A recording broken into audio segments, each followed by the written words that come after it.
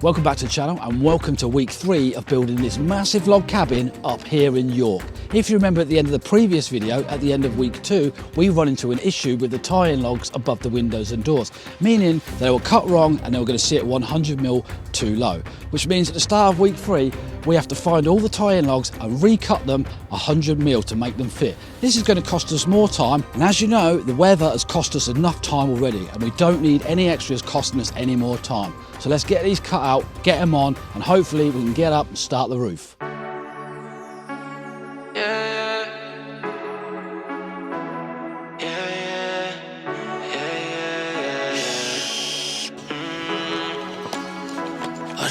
What's the matter with you, man? Just had the whole weekend off, seriously? What do you want, like a Monday as well? What are you, a teenager? I should've listened to myself. I'm always trying to second guess these things. Everything I felt, but you just had me tied up in your strings. And maybe it was all in my head, girl, I'm all in my head, but you just made me feel so insecure. Don't know what it is about timber, but it's attracting lots of flies and wasps, which are really, really annoying. Just, Right, anyway, okay, so I'm almost got these tie-in. So Jordan's obviously, he's doing all the cutouts for the outside of the windows. They're the ones that are wrong, he's changing them. But the internal cutouts, so this run along here and the run back along this side, they could all go in. Now, as you can see from the gaps, I don't know if you can see that, I'll show you that there. And obviously there's another one up here. Now, if you can see, they're not really lining up very well. Which is not a problem, it's not an issue, because that's what happens, because timber, it naturally wants to go where it wants to go. Hence, you tie them in with the tie-in log, so it pulls it all in, which sometimes they won't just go in with a tap of the mallet and a shove. You have to physically get a clamp and pull them together to close up gaps like that, and then the logs will drop together like Lego bricks, ties it all in. So let him carry on cutting the rest of them, and I'll carry on putting these internal ones in, and then we'll all be tied in.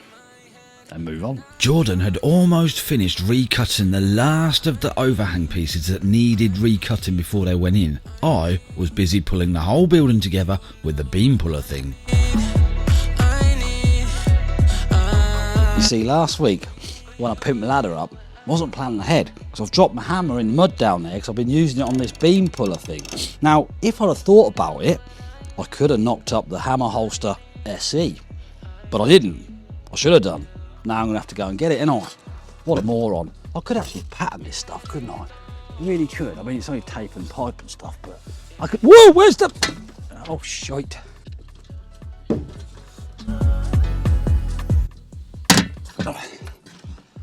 I'm unarmed, thanks for asking. I don't know about the drill, though, because I've not gone and looked. It's Jordan's new one as well. Yep, all good. Like myself, no harm done to the drill, except it being a little bit dirty. But to be honest, there isn't much that isn't dirty in these conditions. But all we can do is persevere and try and work as a team, as a well-oiled machine. On the outside, looking in, I really wasn't sure what I was getting. Between the high waves on the sea. Takes a mick, that boy does. Check this out, look at this, look. All I want to do is make a cup of tea, look. Look at this, 4 sockets in this building, look at that. Charger, phone charger, GoPro battery charger. Over here, look, down there, look, see that? 2 sockets, there's the only 2 there. Look what he's got. He's got his little mini fridge, so it's got his dinner in it, and then he's got another one in there, it's his vape battery charger. You know what I mean? I just want to make a cup of tea. So what do I unplug? Which one's most important? So unplug the GoPro batteries. Said I'm not showing you know what I want, babe. And you know it all before I do it. You know what I want, babe. You know what I need before I show it. I saw a fire from the sea. I didn't know what it was telling me. Like Robert Zimmerman singing a song. Just gotta keep on. Pretty good effort for a Monday. I'll see you on Tuesday morning. Tuesday morning. Guess who's back?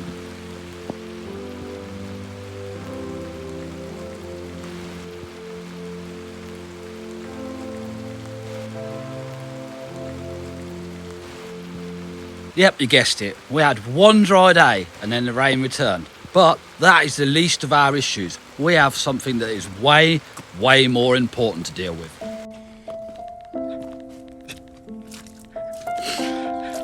But it's okay, don't worry about it, because Jordan bought some fancy, smelly tea bags.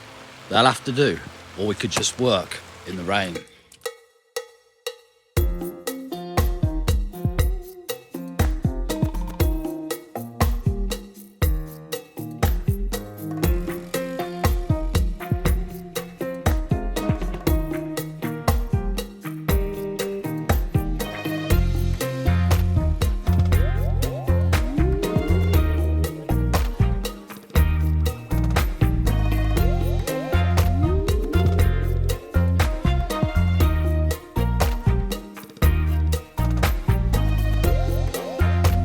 That weren't supposed to happen, and you weren't going to see that because I was going to cut it out of the video. But I thought I'll leave it in just to show you how accidents can happen. And now Matthew, the customer, is going to see this video and he's going to think, what a bunch of morons they are. But once I've cleaned it up, you won't even notice, and nor will he. Well, he will, because he'd have watched the video and seen it. But he won't notice it before he sees the video. This couldn't have actually happened to a worse log. Because it's the overhang log, you get to see way more of the log. You get to see the end grain, you get to see the portion of the cut angle, and you get to see some of the bottom of the log as well. Well done, Ben. Brilliant.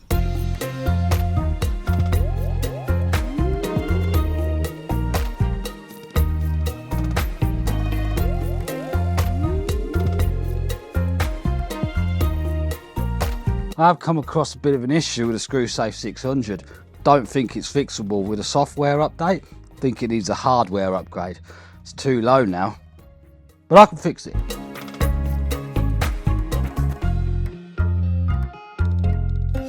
With the build site slowly becoming a mud bath and it becoming more and more difficult to keep the building clean, Matthew, our customer, fetched some hardcore with a telehandler so he could at least track it in to the most important areas, i.e. walking from the welfare unit to the build site and to the logs. And Jordan even helped a little bit too.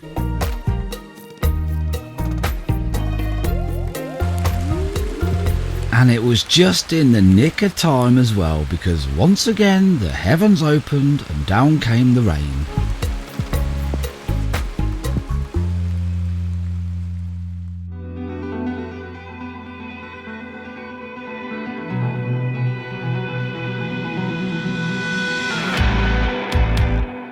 Not the best start to the day. I seem to have misplaced a drain plug for my ScrewSafe 600 and I kinda need it, so I best find it.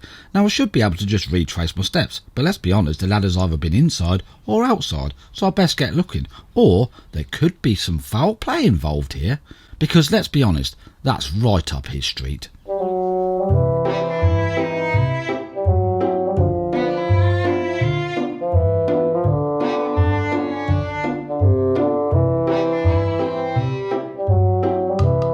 Either way, it needs to be found because I am hemorrhaging screws at an alarming rate.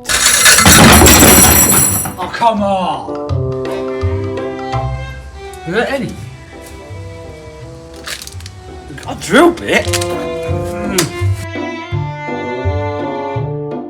Now, the more I think about this situation, and this is my thinking face by the way, the more I reckon he's behind the disappearance of the butt plug.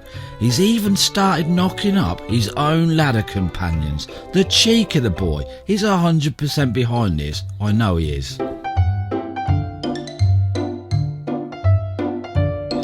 I mean, look at them.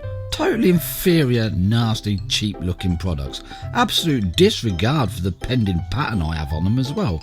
I mean, look, you can hardly fit any screws in it. You need some kind of body, some substance like the ScrewSafe 600. I've got no choice here. I'm going to have to seek some legal advice because he's clearly trying to copy such a superior product with a cheap and nasty knockoff. I just feel like he's been watching me the whole time. I'm going to put a stop to this and I'm going to use his own knife to do it. Hey! Hey! What's that, Billy? Now you're going to jail. Fuck off. No. Bring it back! No. Come on! No, I refuse. Yeah. If you drop that knife, that blade's fresh. You're going to hurt me. Yeah. You want to watch that? It looks a little bit lopsided.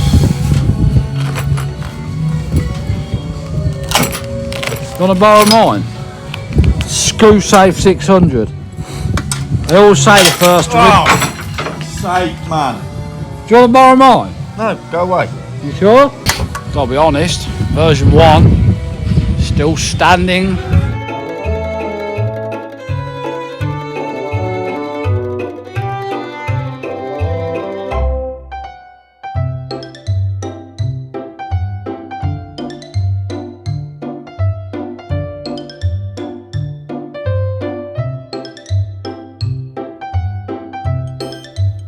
He soon sought revenge on the Mallet Mate 3000, and after returning to reload the Screwsafe 600, I realised he'd made an attempt on that as well. So the silliness continued to and fro-in for quite a while. All's fair in love and war, as the saying goes.